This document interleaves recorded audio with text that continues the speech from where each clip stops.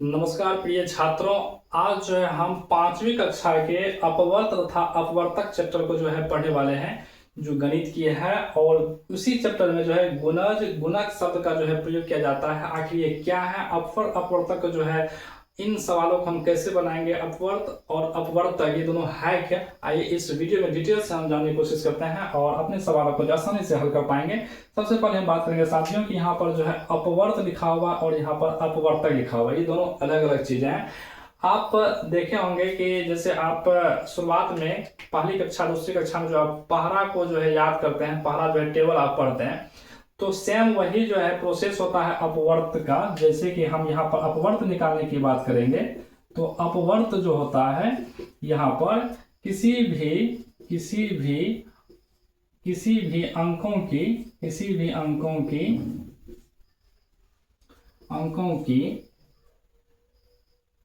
गणना होती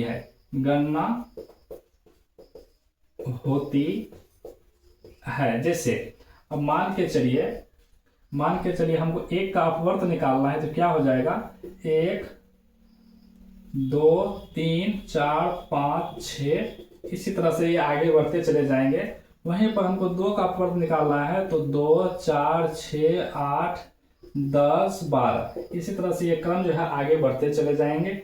3 का निकालना है तो 3 6 9 12 15 और 18, इसी तरह से ये क्रम आगे जो है चलते जाएंगे। किसी भी संख्या को, जैसे हम पहाड़ा पढ़ते थे, टेबल पढ़ते हैं, एक का एक, दो का दो, तीन का तीन, इस तरह का जो पहाड़ा पढ़ते हैं, तो यही पढ़ते थे कि दो का दो, अगर किसी हम बच्चे को पढ़ने के लिए बोलेंगे वो पढ़ेंगे दो का दो, दो दूना 4, दो तिया 6, दो चौका 8, दो पंचे 10, दो छक्के 12। इसी क्रम में जो है अपवर्त चलते चला जाता है। उसी प्रकार से देखिए 3 का अगर पहरा हम पढ़ेंगे तो 3 का 3, 3 दूना 6, 3 तिया 9, 3 चौके 12, इसी क्रम में जो आगे चलते चले जाएंगे। तो यहाँ पर इसी को जो है अपवर्त कहते हैं, और दूसरे भाषा में जो है इन्हीं को गुणज बोला जाता है। दूसरे भाषा में प्रिय छात्रों इसी को जो है हम गुणज बोलते हैं। अगर हम वही बात करेंगे अब अपवर्तक के बारे में, अपवर्तक क्या होते हैं, तो ये जो है इनसे जो है अलग होते हैं। मान के चलिए हमको जो 1 का अपवर्त निकालना है, 2 संख्या का अपवर्त निकालना है, 3 का और 4 का निकालना है, तो कैसे अपवर्त निकलेगा।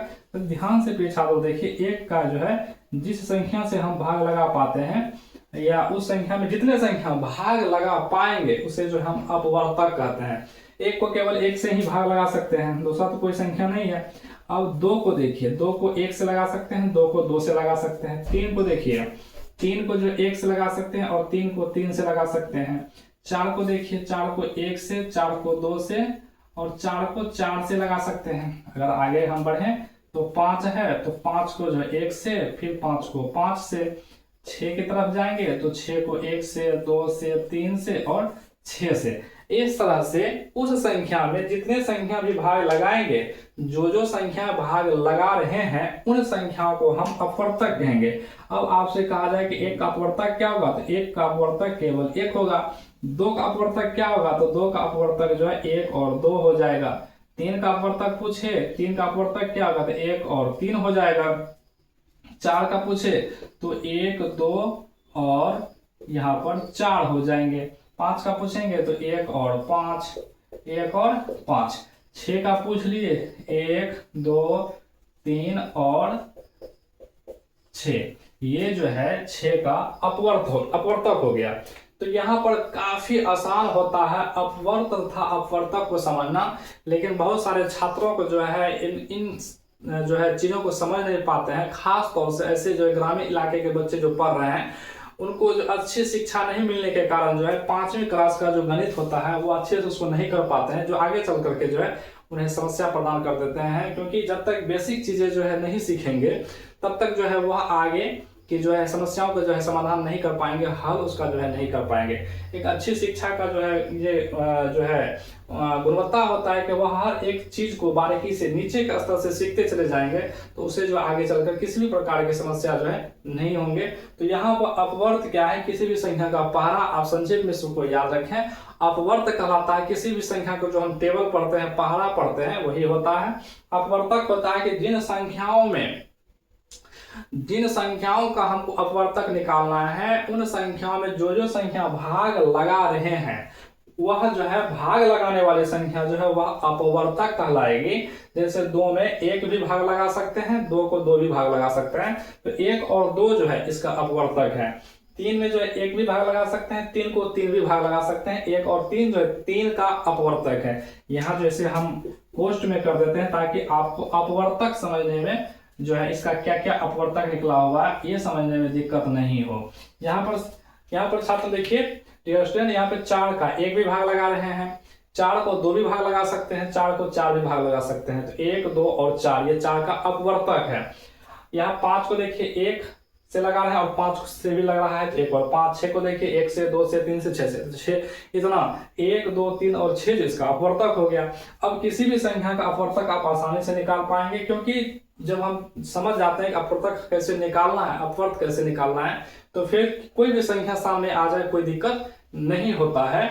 और अपवर्तक को ही यहाँ पर जो है गुणक के रूप में जो है कहा जाता है कि इसका जो है थोड़ा यहाँ पर जो है वह उल्टा लिखा चला गया है, तो इसको भी ध्यान में रखिएगा। मतलब मल्टीपल्स जो होते हैं उसको हम अपवर्त के रूप में लेंगे, और फैक्टर के रूप में जो होते हैं उसे जो है हम अपवर्तक के रूप में यहाँ पर लेंगे, जो उस संख्या को डिवाइड कर रहे होंगे। तो इस छोटे से वीडियो में आपको क्लियर हो पाया होगा अपवर्त और अपवर्तक क्या है। इसी तरह से अगर आप 4वीं 5वीं क्लास के छात्र हैं तो आज ही आप हमारे चैनल को सब्सक्राइब करें, क्योंकि अपवर्त और अपवर्तक ये जितने भी गणित की समस्याएं हैं बेसिक से लेकर के एडवांस लेवल तक जो है जो गणित में चीजें आती है उनको जो हम इस चैनल पे जानने वाले हैं, और कहीं पर जो है किसी बच्चे को दिक्कत नहीं होने वाली है, क्योंकि इतना आसानी से इजी तरीके से जो हम समझाए जाएंगे कि किसी बच्चे को समस्या नहीं, चाहे वह गरीब से गरीब बच्चा क्यों नहीं है, कभी स्कूल भी नहीं गए हैं, लेकिन वह जो उनके पास किताब है, स्कूल नहीं भी जा रहे हैं, तो हम गुजारिश करेंगे कि स्कूल जाइए, क्योंकि स्कूल भी एडवांस हो चुका है। वहाँ पर जो शिक्षक है अगर वह किसी कारण से स्कूल नहीं जा पा रहे हैं तो हमारे इस चैनल के माध्यम से जो भी 4वीं 5वीं के छात्र हैं गणित का जो सिलेबस है बैक टू बैक इस पे जो है कराते चले जाएंगे। तो आज ही चैनल को सब्सक्राइब करें, क्योंकि आप जो है यहाँ से एक अच्छी शिक्षा जो है प्राप्त कर सकते हैं। हमें जो है इसी की उम्मीद रहती है, और ये आशा रहता है कि हमारे जो बच्चे वो शिक्षित हो रहे हैं, सीख पा रहे हैं, अपने जीवन में सफल हो पा रहे हैं। आप किसी भी क्षेत्र में कहीं पर हैं आप इसे जो है ऑनलाइन देख सकते हैं। तो हम अगले वीडियो में जो चर्चा करने वाले हैं वह गुणनखंड के बारे में जो है चर्चा करने वाले हैं, क्योंकि अपवर्तक के बाद जो है गुणनखंड आ जाते हैं, और लेकिन इसी में कहीं ना कहीं समापवर्तक का भी जो है वो समावेश होता है। तो हम अगले वीडियो में गुणनखंड से पहले हम कोशिश करेंगे कि समापवर्तक को जो है सीख पाएं, क्योंकि समापवर्तक के सीखने के बाद आप लघुत्तम या महत्तम जो है इस मेथड से जो है कर पाएंगे, ना कि भाग विधि से, क्योंकि लघुत्तम महत्तम जो है भाग विधि से भी कर सकते हैं और अपवर्तक निकालने की प्रक्रिया या अपवर्त निकालने की प्रक्रिया से भी कर सकते हैं। तो हम अगले वीडियो में समापवर्तक को पढ़ने वाले हैं। आप वीडियो को चैनल को जो है सब्सक्राइब कर लें। धन्यवाद।